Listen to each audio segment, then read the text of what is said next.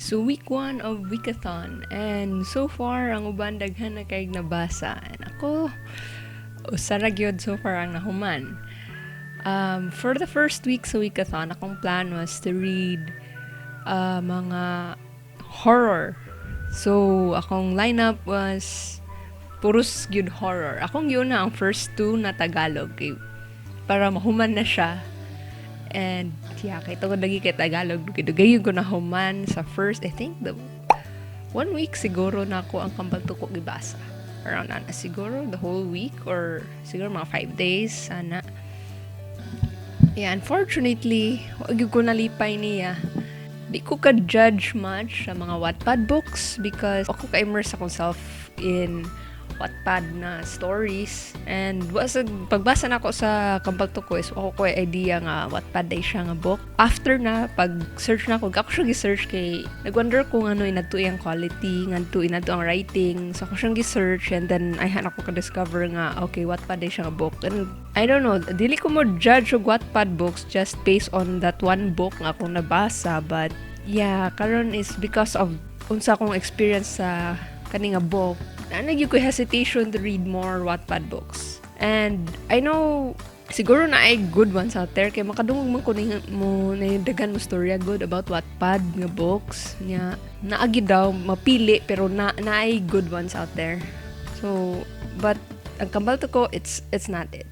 Nakaka-discover ko ani nga book kadtong nagpost sa Twitter, I think ang author, para daw makatabang siya sa family during this pandemic is namaligya siya sa iyang book. So, ako care if masa siya about. Just the thought nga makatabang, nipalit ko. So, ako'y problem ato at all. At least nakatabang ko. Pagkakita na ako daan sa cover, and then ang nakasulat is ang name pa lang sa author, na ako'y hesitations na mabasa. Pero wala ako'y hesitations mapalit. I don't care. Pero ang kuan lang is ang pagbasa mismo sa book. Kuan man good ang author name sa book pa lang daan yung nakasulat ang name sa author. Tuhaduhan ako nga mura siya o fanfiction.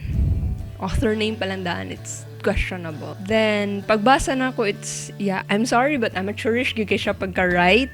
Ang the way siya nasulat, if it was shorter, if mubo siya, mura gyud siya og kanang grade school nga short story, kanang textbooks bitaw sa mga grade school textbooks nga na short story. If shorter siya, makasabot ko nga na to pagka-write, but it's 100 and pila to siya ka pages? It's 170 plus na pages. 170 plus. And then inadto ang writing the whole time. Na-stress gyud ko and Tagalog pa gyud siya. So, double stress. Daghan kay siya og tell not show. Ang characters are so flat. Ang plot is okay. I think kailangan og better editor because na ay mga wrong spellings, I guess. Or I don't know. Pero wag yung ko nalipay niya. Horror siya, but more of horror ang writing. I'm so sorry. Hindi ko ganan mo sa'yo bad, but tigid siya pagka-write, period. Kuan man good. Magsige siya o write about sa kanimo ni nahitabo. And then, at the end sa paragraph, mo buot siya unsa dapat nako ma-feel. Mo-describe siya o ni ang mata na namuti niya nagkaduguay or something, and sa end sa paragraph mabutan siya dito sa to nakakatakot, ito ay nakakatakot or something ay nana. So okay, ikaw pa magbuot na ako nga hadlok ni wa ko na hadlok dai, sorry, dili siya hadlok, mao na siya. And then napoy parts i-describe niya ang person, and then mao ning gwapa sa ending sa last sentence sa paragraph mayon siya og ni ang gwapa. Sorry, dahil di siya gwapa. Basta kana usually mo gina ang yaha. Yang style is bunch of sentences sa usa ka chapter nga iyang i-describe ang something, and then sa very last of that paragraph, ang last sentence mo siya og mo suggest nimo nga mao na dapat imong ma-feel sa kani nga chapter. Kani kay hadlok. Yeah, usually kana kay kani nga paragraph akong gipasabot ani is dapat ka mahadlok, pero wa man gyud ko nahadlok unsa ang mga na. Na-disappoint lang gyud ko the whole time nagbasa ko, naglabad akong ulo. Gusto na gyud ako siya undangan, hindi na gyud ako siya tiwason, but benefit of the doubt, gusto na ako tiwason.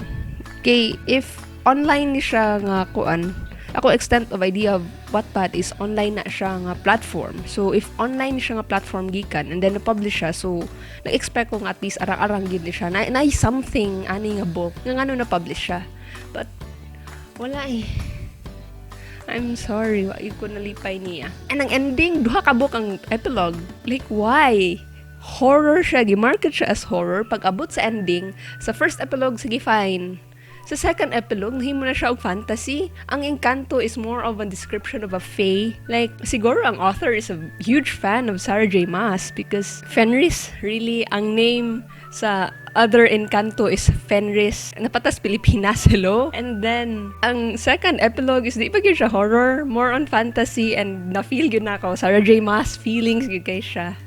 I don't know, I'm sorry, wag yung nalipay niya. And na pag-check na ako itong, research na ako siya online para at least mabala ko nga asa nigikan ng storyaha. Naagyo din siya sequel nga dili na horror. And I don't know. Basta wag ko nalipay sa characters. All flat. Ang mga side characters are just there para maignan ka nga nay nangamatay.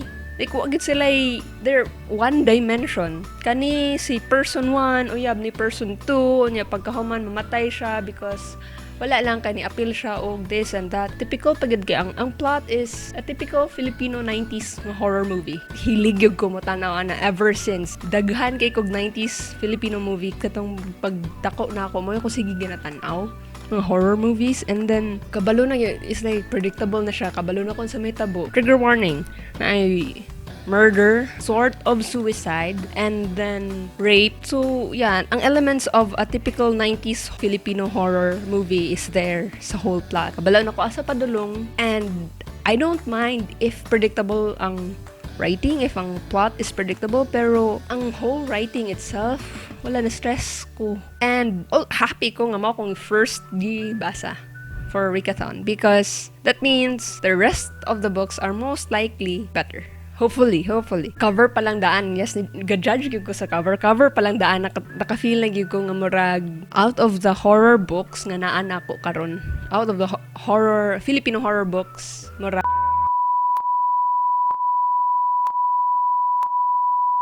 og sa dihang sa kataas nga giyaw-yaw ni Inday nagabinan og nalobat ang camera. Di naka-decide ko nga may rasad ilan ako ipadayon to akong ipangyaw-yaw dagan kay ko giyaw-yaw ba sa book. Ay, so sige na lang. Suffice to say nga wag ko nalipay sa kambaltod ko. Fortunately, akong next horror book nga gibasa is ang kang Cruzate nga February 29th. Unya, so far better gid ang writing, like layo ra difference, pero to be fair I think mas daghan pud og nasulat na daan si Cruzate, and better sad yun ang editorial staff sa publishing ni Cruzate kay lahi man sila og publishing. Ang kaning sa Kambalto ko is Elf King, unya ang kang Cruzate is I think ang sa ABS man siguro, pero anyway di ko ganahan mo compare, but kaya mo to. Sa first week of Wikathon, disappointing akong first read, but I think the following books nga akong ma-read will be better. Current read, napakusto nga ito nga isang February 29. Pinanapul ko ka days na sigig basa, but hinay-hinay kay Tagalog manggod siya. Ang next book after sa February 29, akong basahan isang Tabi Po, which is short and comics. So, paspasan na siya. Then, finally, ang next nga book, Tragic Theater, which is finally written in English. So, I hope paspasan na ako mabasa. And ni-expect sad ko nga, medyo taas-taas na ko expectation niya kay gi-adapt naman good siya into a movie. So, naagyo ko expectation nga, it should be better. Well, definitely better good siya than Kambalto ko. And a little better siguro sa February 29. But although so far enjoyable naman gid ang akong experience sa February 29, ang ako lang problem niya so far is every chapter naagid siya jump scare every single chapter. And I think personally mas gusto na ko if not to chapter nga get to know lang unta sa characters ba. Pero every single chapter so far naagid siya jump scare. Di pa yun siya jump scare nga lahi. It's ang kuan pagid siya kanang every chapter the same element na jump scare, like ang ungo og pakita. I was hoping a little better than that, but okay raman so far. Nalingaw ako gid niya, and then kagabi nagbasa ko ngit-ngit na around 11 to 12 p.m. Nagbasa ko, ako raw sa ngit-ngit, niya ako madunggan was mga crickets, and then na-feel gid na ko ang horror vibes while nagbasa, which is something wala ako na-feel while nag-read sa Kambal Tuko. Which is exactly why gabasa ko horror, ganahan ko mahadlok. If di ko mahadlok og horror novel, then wala. Ako ma-feel na is na waste ra ko sa kung time magbasa if di ko mahadlok. But anyway, so after sa February 29th is finally ang Tragic Theater, which is English. So mas paspas na gid ako na siya mabasa. And then hope ko sa second week of Weekathon, everything would be a better read. And maka-move on ko to, I guess, fantasy next, or it's either mag-go ko with fantasy or non-fic ko kadyot. We'll see. Okay, throughout po the whole week, imagine first week of August pa, nagsige kog follow sa Twitter and YouTube, daghan na kay naka-mention og mga other books nga pagid na ko gidahom nga ni Exist the Eye. So wala na, nagsige na po kog order. Daghan coming nga books, and happy sa ko because new books, new authors to read.